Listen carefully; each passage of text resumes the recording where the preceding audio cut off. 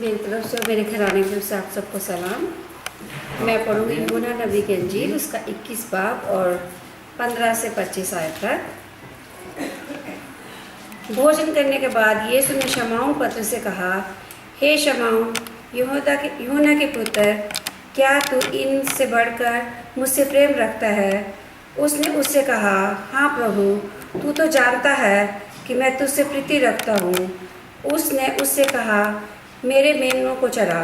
उसने फिर दूसरी बार उससे कहा, हे शमौन, यहूदा के पुत्र, क्या तू मुझसे प्रेम रखता है?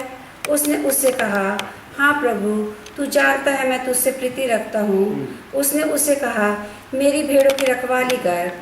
उसने तीसरी बार उससे कहा, हे शमौन, यहूदा के पुत्र, क्या तू मुझसे प्रीति रखता है? पतरस उदास हुआ। उसने उससे तीसरी बार ऐसा कहा, क्या तू मुझसे प्रीति रखता है? और उससे कहा, हे प्रभु, तू तो सब कुछ जानता है। तू जानता है कि मैं तुझसे प्रीति रखता हूँ। यीशु ने उससे कहा, मेरी भेड़ों को चरा। मैं तुझसे सच सच कहता हूँ, जब तू जवान था तो अपनी कमर बांधकर जहाँ चाहता था वहाँ फिरता था, परंतु जब तू बूढ़ा हो गया तो अपने हाथ फैलाए और दूसरा तेरी कमर बांध, जहाँ तू चाहेगा वहाँ तुझे ले जाएगा। उसने इन बातों से संकेत दिया कि पतरस कैसी मृत्यु से परमेश्वर की महिमा करेगा। तब उसने उससे कहा, मेरे पीछे हो लो।